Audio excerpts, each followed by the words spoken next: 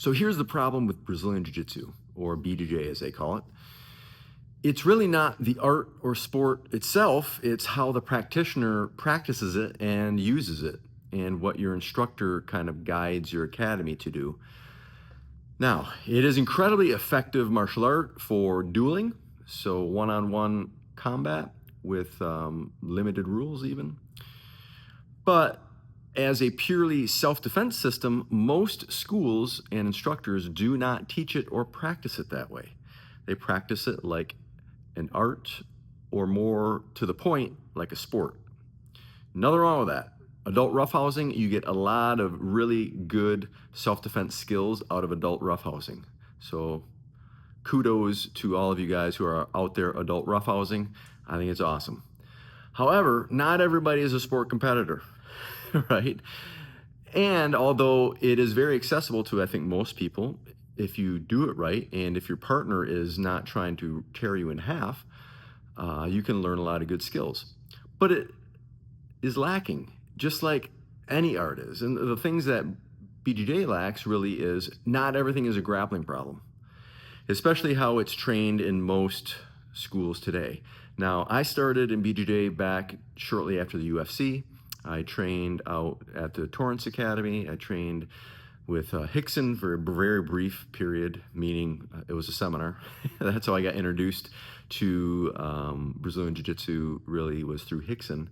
And then I started going out to the Torrance Academy back in the 90s and early 2000s to train with Hoyce, and Henner was very, very young at the time when I was going out there. So I met a guy named Kaiki, who was one of Hickson's top students at the time. And anyways, it was a great experience. We were an affiliate academy out here in Grand Rapids for quite a few years, but there are just limitations with grappling if that's your only approach, especially if you're not training the self-defense aspects of it. For instance, when I started at the Gracie Academy, you didn't spar for 20 classes, and they took you through stand-up self-defense techniques and ground self-defense techniques before you started doing more of the sport-oriented sparring. So it was a bit more well-rounded, I think, at the Torrance Academy. I'm sure it still is. It's my guess. I've not been there in, I don't know, 25 years. But it was a great experience, and I think BJJ can be very effective as a self-defense approach if you train it in a way that is conducive for that. Whereas most academies, especially affiliate academies, don't. They train for mainly sport, mainly Brazilian Jiu Jitsu and submission grappling meets or competitions. Not even MMA, right? So MMA would give you a little bit of a leg up because now you have to deal with punches and so forth. But if you're only practicing sport jiu-jitsu or grappling, gi or no gi, aside from the adult roughhousing aspects of it, and yes, you're learning some really good skills, but they're not all directly applicable to self-defense situations. Not to mention, as you get a little older, like myself, I'm 55 years old, had back surgery, a major back surgery about 8 months ago. My grappling at this point is very, very limited. Not non-existent, but just incredibly limited. And the potential for injuries is pretty great when you're participating in any type of a sport, but especially sports where they're trying to tie you up in knots and you got a 200-pound dude trying to snap you in half. So there are limitations on that. Not everybody is competitive in their mindset and like to get out there and rough it up. If you do, that's great. But even if you do really enjoy grappling and BJJ, if your instructor doesn't help you to round out your skills for street defense, and if that is of interest, then I would recommend that you seek that training out.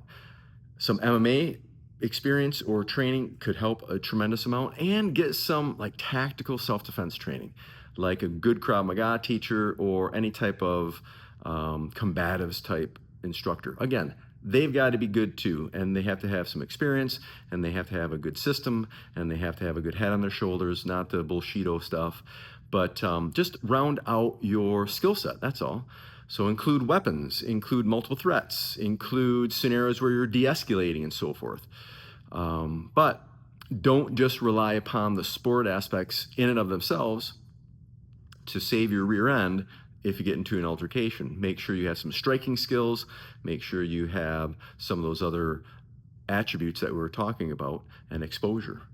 So if I can be of any service to you on that, please, why don't you reach out? You can get one of my free home study courses, which is 6-Day Defense. You can go to peacewalker.org/defense, and you can get my free home study course. It's called 6-Day Defense. It will help you to round out some of those skills. It's about an hour's worth of material. 6 days, there's 2 5-minute videos per day. So you can get it absolutely free at that website. And hopefully that helps you out. In the meantime, if you enjoy it, keep going in it. Just round it out, that's all, right? It's a great art, great sport. Keep going, gang. See you next time around.